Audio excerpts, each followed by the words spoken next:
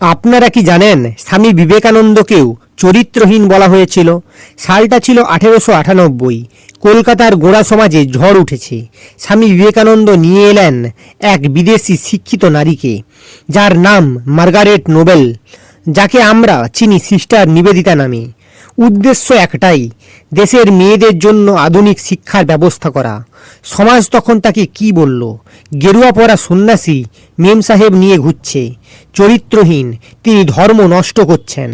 কলকাতার বাড়িওয়ালারা নিবেদিতাকে ঘর ভাড়া দিতে রাজি হননি। মুখের ওপর দরজা বন্ধ করে দেওয়া হতো।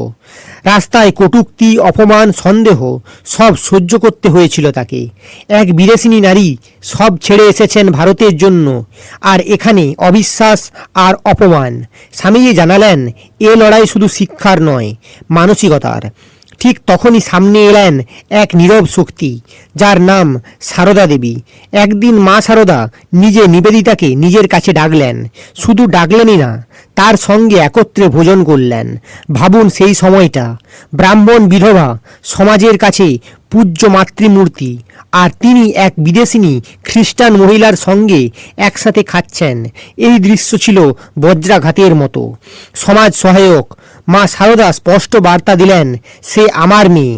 এই একটি বাক্য, এই একটি কাজ সমাজের মুখে ঝামা ঘষে দিল।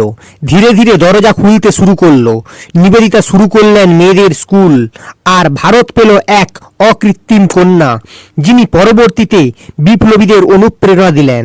এই ধরনের পুরাণ রহস্য জানতে হলে চ্যানেলটি সাবস্ক্রাইব করুন, ভিডিওটি লাইক করুন এবং কমেন্টে লিখুন, জয় স্বামী বিবেকানন্দের জয়।